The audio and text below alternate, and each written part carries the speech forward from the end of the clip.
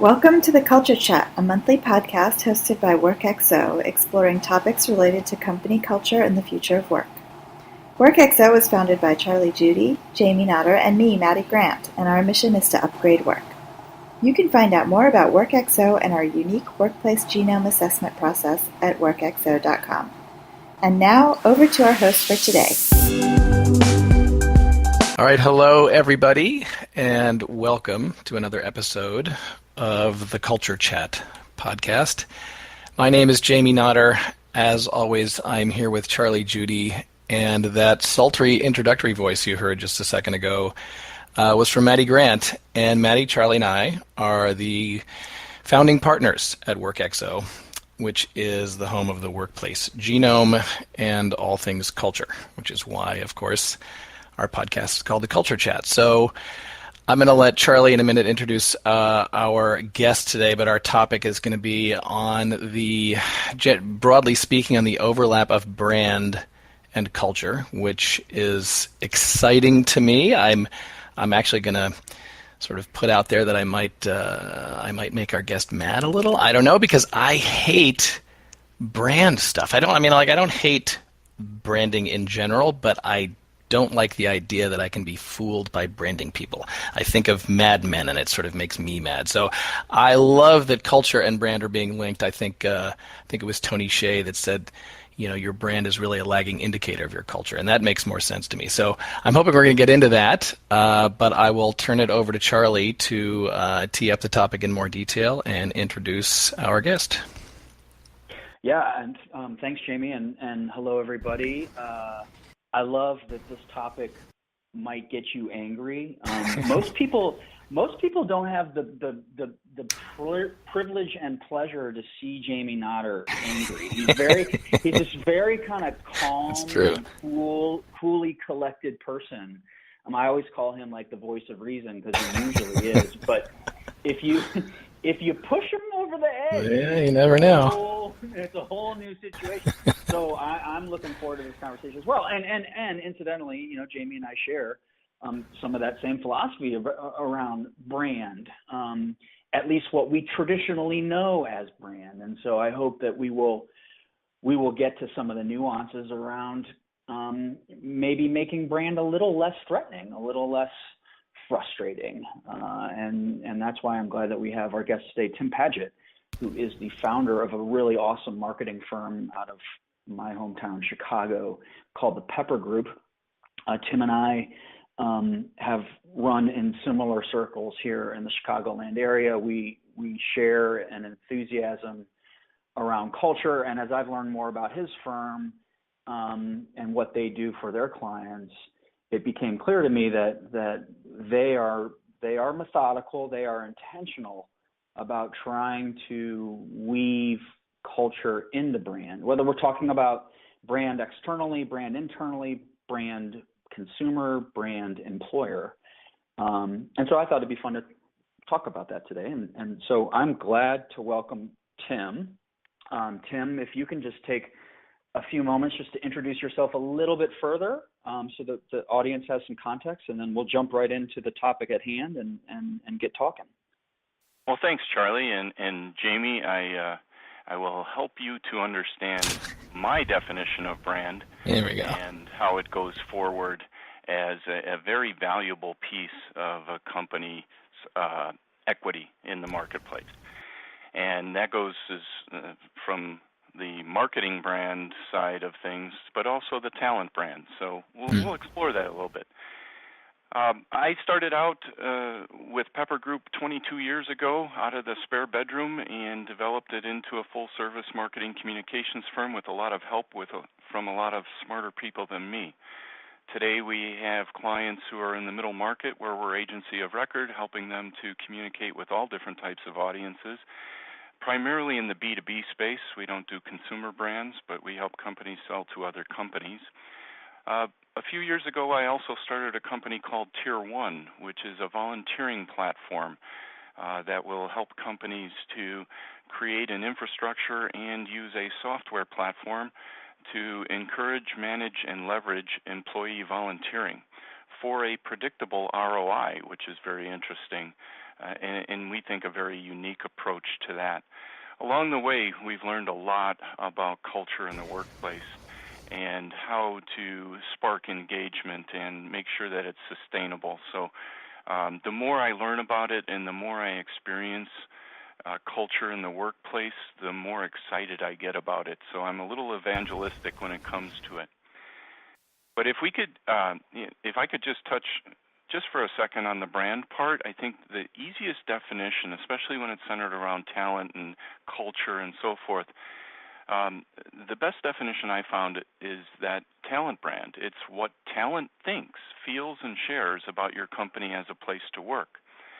So it is kind of reflective as to how people are living the brand as opposed to what a company says their brand is. Mm-hmm. And I think that's the same way in marketing, but I think today we're going to talk about culture, and I think it's all about how are you creating an environment that people are talking about it in a positive way. So I love the way you set it up. I think it's important for us to have kind of established that definition for brand. And what you said is obviously something that we can all identify with, that it should in fact be the reflection of how your employees essentially experience work. I think where audiences or certainly individuals get frustrated by brand is that there's a big divide. There's a disconnect between what's really being experienced and then how that's really being shared. And so the topic for today, and we'll throw this out here, and I just would love for you to just start the conversation, and we'll jump in and ask questions and kind of push each other around a little bit. But how should employers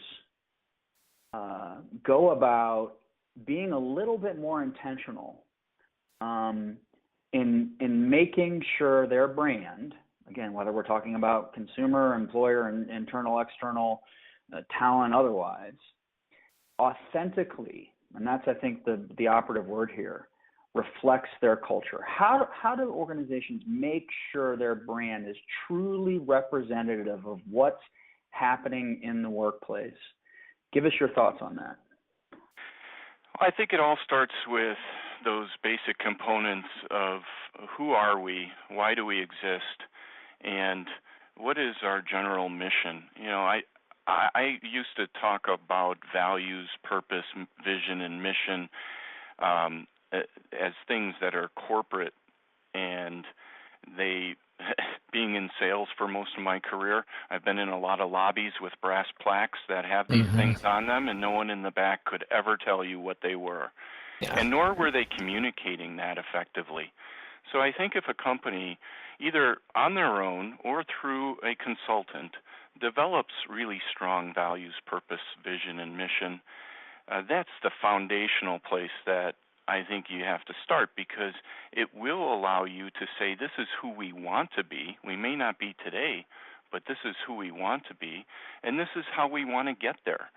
And I think that kind of strategic thinking then becomes something that you can build on with your messaging and with your environment and with the ways in which you're communicating on all different levels. If you're true to those things, you're going to be consistent. And that's what people are looking for, consistency. And then also, I think the very last thing, which I see too many times, is that a company can aspire to be something, but they don't have the goods to back it up when it happens. I think we've learned that a lot on the marketing side of things, where a company will say, well, we want to be this, and we want to be that, and all things to all people kind of thing, but they can't deliver on all things. Mm-hmm. Where are the specifics that you can deliver on? And if you start small and have small victories, then you can gain momentum, especially with a talent brand. A talent brand is every conversation that happens within a workplace, whether it's from management to employee, employee to employee. You have to be listening all the time. It's not good enough to kind of be in your office and not, management by working around is a mantra that I really hold dear. And being out there and listening to how people are phrasing things will give you great insight as to how they feel. Yeah, I think that one is huge because there's in the organizations that I've worked in and also worked for as a consultant, they don't really recognize all the inconsistencies that exist, right? You don't get that, as you said, unless you're out there listening to people and listening to what they're saying. But I mean, I've been in places where they'll say, literally, like in one meeting, I'm like, hey, it really doesn't matter when people show up for work as long as they get their work done, right? Like, we're cool if they showed up at 9:30 or maybe leave at 4:30 as long as their deliverables are being, managed and they're doing their work. Oh, absolutely. Like, we all agree on that 100%. Everyone says absolutely. Like, we walk out the door and someone's like, did you see when Bob came in today? I mean, like that happens. Like, and I don't even think they're conscious of the disconnect. But I think everyone else is. You know what I mean? Like, everyone else hears that, and that, I think, defines sort of more of what your culture is rather than, as you say, the plaques on the wall. So managing those inconsistencies, I think, is huge, and I don't think people put a lot of attention to it. So Tim, I mean, that's how do you get if we get back to this conversation around intentional? I mean, how do we encourage organizations to even start to identify some of those inconsistencies? I mean, how do they? Listening obviously is something, but what do you do with it when you hear it? Like, how do you deal with that?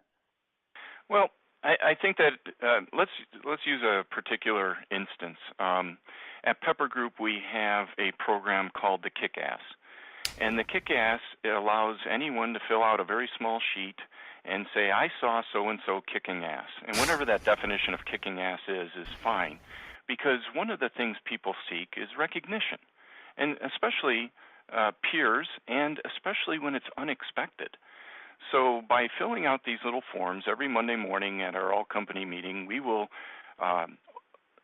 unfold them because they get folded up and put into this little can, and we unfold them and we read them out loud, every single one of them. And we're only a company of about 20 people, but we have 15 to 25 submissions every week. And these things, whatever those behaviors are, we want people to know that, hey, we saw you coming in early. We saw you stay late. We saw you pitch in when we were really busy. We saw you do a fantastic presentation. We saw you really think outside of the box, to use the oldest cliche in the book, but it's still true. You have to have people who are looking that way. But the key thing here is that we try and tie that behavior to one or more of our 8 core values. How is this supporting our core values? And so that's a great way in which, on a weekly basis, we are discussing our core values, maybe a little bit through the KickAss, but I would say that if you walk down the halls of my company, every one of us could probably, right off the top of our head, get 7 out of 8 of our core values correct every time and every day, because we're living it and we're sharing it. Mm-hmm. So how does that translate into? Because I mean, I love I'm trying to connect the dots here. I mean, and I of course love the program. And I guess as I would interpret it, it's presumably recognition, or a culture of recognition, lives somewhere in what you believe to be important to the Pepper Group's success. And so, therefore, how do you memorialize it? How do you demonstrate that it's living and breathing? The KickAss program is one of the ways that you do that. Does that then translate into something that you share externally? Does it become part of the brand that you talk about in the outside world for the Pepper Group? Absolutely. In fact, we call it enviro branding because it becomes part of our environment. When you come to our office, and I know you've been here, Charlie, so you've kind of gotten the tour. As you walk down the hall, while we're touring anyone, it could be a recruit, it could be a vendor, it could be a prospect, a client, whomever, we have a big display of all of the KickAss forms. Literally every week, the bunch gets taped up to a wall, and they're all different colored pieces of paper so that it looks like a very cool display and an interesting one. And so we stop there and we start talking about the character of our people, because in our business, that's the only thing that differentiates us. Anyone else can buy all the tools we use, but our people are the differentiator. And when we talk about the character of our people and how they understand that this is a safe place, you not only get recognized, but you're also going to be course-corrected if needed. And one of our core values is scrape knees, teach us to dance. So in other words, we expect people to fall down from time to time because it means they're trying. And so as long as they feel safe in trying and get rewarded for it, even if they fail, that's an important way in which we're bringing our values and pushing them down to everyone on a regular basis. And the strength of the wolf is in the pack. That's another one of our core values. So we don't want people to struggle. We want them to be able to benefit from all of our knowledge. So through our core values, because they're a little different than some companies would do it. A lot of companies want to talk to the outside world with their core values. We talk to the inside world, but it comes out in our work product. So coming back around, Charlie, to your initial question, is it something that we project outward? Absolutely, because it's going to affect the work product that our clients get. Mm-hmm. Well, I also like the connection that you're making between. I mean, I like that you tie the core values through the KickAss program into specific behaviors, because that's often missing in the core value world. Right? You sort of have the lovely values, but no one knows what it looks like or feels like or to do it, and you're actually making that connection. But on the other side, you're making the connection, I think, to the strategy too. It says our people are our differentiator. That's what's going to drive our success. And that's why we have these values. It's another piece that I think is frequently missing. I think when you tie all those things together, it makes it much easier to display that externally, to say this is our brand, because it sort of makes sense to the market, I think.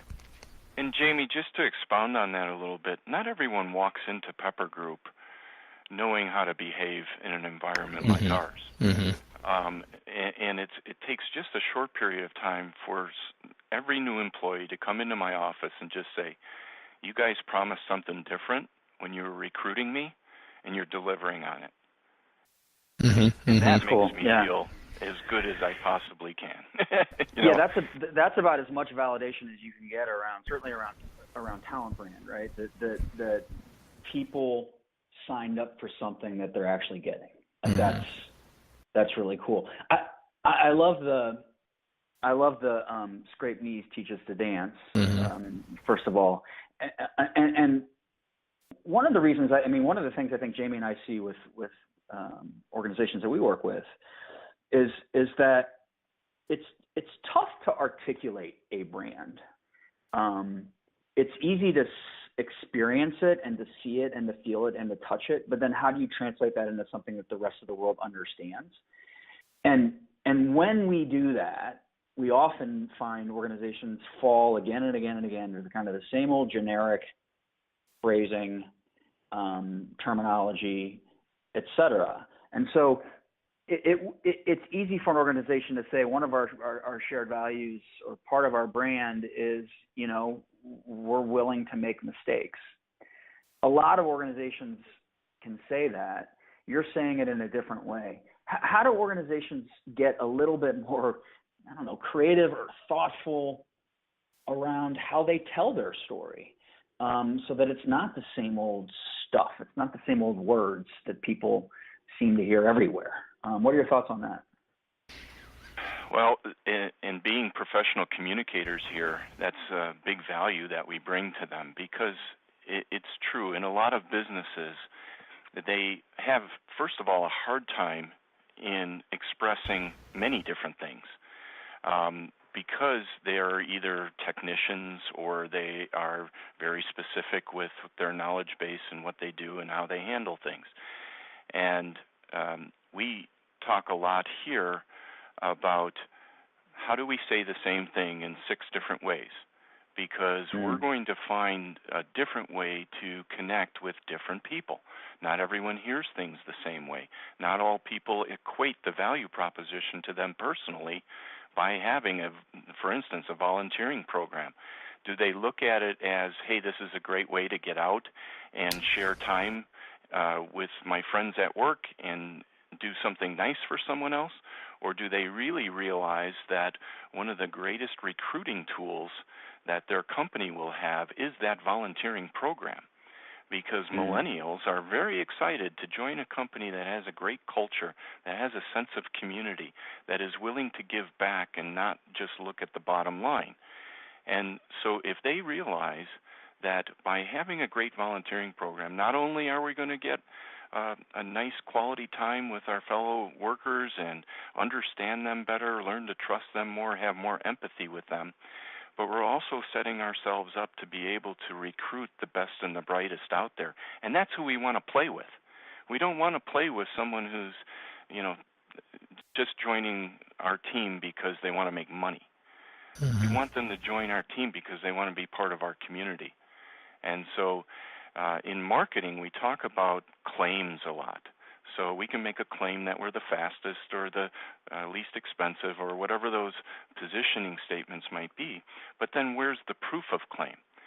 So if a company is recruiting an individual and they say, and the individual says, well, do you guys do any corporate social responsibility initiatives here? You could say, yeah, we do some volunteering. It's kind of cool. Once a year we do this. Or the company could say, yes, we have a very formal employee volunteering program, and last year we gave 9,362 hours back to the communities in which we live and in which we do work. And a certain percentage of that went right into something that would be specific to our business environment, so that we're constantly helping in ways that we can do in that way. So it's just a way in which you're really making that proof of claim be real, tangible, and something that people can aspire to. So one thing I'm hearing in this conversation around sort of this proof of claim concept, which I love, and also being able to, basically being able to deliver on what you're promising in terms of your culture, either to your people or to your clients. But a piece of this is transparency, though. I mean, like part of demonstrating proof of claim is like pulling the curtains back and saying, here's what we do, here's how we do it. It's like showing the client walking down your hall, here are our people make the difference, and here's how we know. Here's the 27 things where they kicked ass this last week. You know what I mean? Like that's showing more, I think, than traditional management wants to show. Is that a piece of what you've built into your culture there? Is that level of transparency? Oh, absolutely. It's the details that people can feel and they can recognize. When people see the KickAss board, it's something that they take pictures of when they're here. Mm-hmm. Because they know that we've done something that has created momentum. It's not that program du jour that we tried once, but this has been going on for 9 years. Mm-hmm. We have one of our core values is be smarter tomorrow, which has the implication that you have to be learning every day. Mm-hmm. And so we have a little traveling trophy that moves around the company that signifies peer-to-peer learning. So, for instance, if I had it on my desk this week, anyone who comes into my office will see it immediately, so it forms a mechanism to them, and they feel a responsibility to teach me something. And we don't care what it is, because all knowledge can be leveraged later. And so, they might point something out on how to do something with an app, or they might tell me how to tie my shoes. It really doesn't matter, because I will be improved by new knowledge. And then on Monday morning, I will bring the Higgy in with me. We call it the Higgy. It's a long story, but this little statue. And I will say, I learned this from Todd, and I learned this from Madison, and I learned this from Jesse. But the coolest thing I learned was from George. So now that learning has spread to everyone in the company, and if they didn't already know it, they can learn more about each one of those things as they go. Coming back to your point, is the Higgy has been traveling for over 20 years in our company. So if you look at inciting learning over 20 years, 50 weeks a year, 4 or 5 times a week, 15 to 20 people learning something new each time that's revealed, that turns into big numbers. Mm-hmm. And those types of things are, once they're established, you have a responsibility to them. You cannot let them fail. You have to stay behind them and working them not because you have to, but because you want to, because you know that they're reaping great rewards.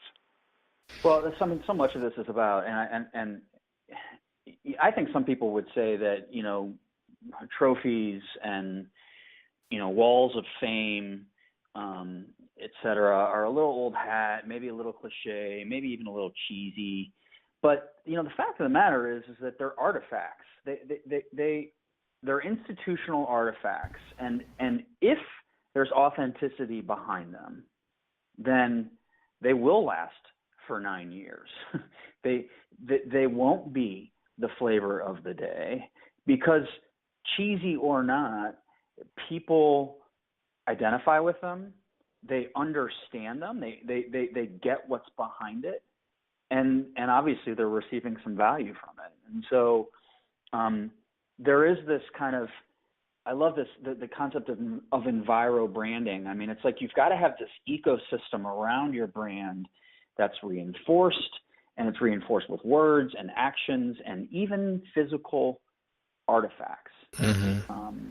So that's I'll also add, I love that, and I hope Maddie does all the producing for this, and I hope she pulls this quote out when we do the post on this, but it's the details that people can feel, I think, is huge. Mm-hmm. Like, Charlie, your point about the cheesiness, I mean, I'm thinking like, Employee of the Month wall, right, with the little photos, right. And we're like, really? Well, that's because it's just a picture in an Employee of the Month award. Like, there's no detail with that. There's no here are the 5 things I learned details. There's no here's literally what Mary said that you did that kicked ass. Like, those details is what makes it alive, and I think that's what brings it past the cheesy and obviously towards the productive. Yeah, we're talking, I'm sorry, Charlie, go ahead. No, well, let me just say one thing. So Jamie, I want to make sure you're the steward to our time today. Yes. I've not paid attention to it. We're about 25 minutes in, so we should be. Okay. So we're probably getting close. Yep. So Tim, I'm going to let you finish your thought there. Yeah, on enviro branding, we're talking a lot with our clients about how to create a place in which you have things such as, we call them culture kiosks. So how can you create a little alcove within your place of work, or multiple alcoves, to signify who your people are and why they make a difference, and where did they come from, and what are their passions, and what are the things that they are really excited about, and how can you display these things either in a graphically enticing way, or maybe you're doing it through infographics where you're using a lot of numbers and showing proportions and so forth. If you have a very diverse employee population, maybe you want to celebrate a country in that kiosk once a month, so that you learn what are the customs there, what are the foods, what are the music, things like that. So you're celebrating where people came from, and they're coming into your community. Speaking of community, I think that's one more thing that we should talk about before we end this. And the basic definition of a community, and you can think about this as a residential community, in the same way you think about it as an employee community. So the definition is a social group of any size whose members reside in a specific locality, share government, and often have a common cultural and historical heritage. And so if you build on the fact that we are a community and that we should celebrate things and we should share things, then I think you're going to have a leg up on understanding how to do this well. Yeah. No, absolutely. Yeah, I was just going to say, like, this is what one thing, and I know we're running out of time, but this is one thing that I say in almost every speaking gig I'm at now. When people sort of say, where are we headed with the future of work? I'm like, we are headed towards a future of work where humanness and human community is actually at the heart of management, not engineering and sort of the mechanical approach that we've had for the last 100 years. We're not abandoning engineering. Engineering's lovely, but we're going to put community at the heart. And it sounds like you've already figured that out, Tim. So cheers to you for that. Thanks. Yeah. So I guess my parting thoughts on this, and then Jamie, I'll toss it over to you. Tim, again, thanks for your insights. I'm going to take some time to let it digest, but the stuff that's kind of standing out for me is I think it's interesting that, I kind of expected this conversation to be very much focused on external brand. And I think it was, but we talked and focused on the importance of allowing and really getting intentional. You gave us some good examples. I love the kiosk idea. Like, again, could be cheesy if you're not behind it and authentic with it, but it's a great way to bring forth what really makes you. So I think that the notion that we have to allow our brand to live and breathe and have identity internally before we can get serious about it externally is a pretty important message for us to kind of leave this conversation with. And I don't know if that's the right message, but it's the one that I'm taking from it. And Tim, thanks for bringing it to us. Yeah, I echo my thanks, Tim. This was great. And as always, I love having our little culture chats. So thanks everyone for joining us today. If you haven't yet, if you're just listening to this on a download, make sure you subscribe to the podcast. It's up on iTunes, and we obviously post transcripts and recordings embedded on the WorkXO blog at workxo.com. So join us again for another episode soon. Thanks for coming. Thanks, guys.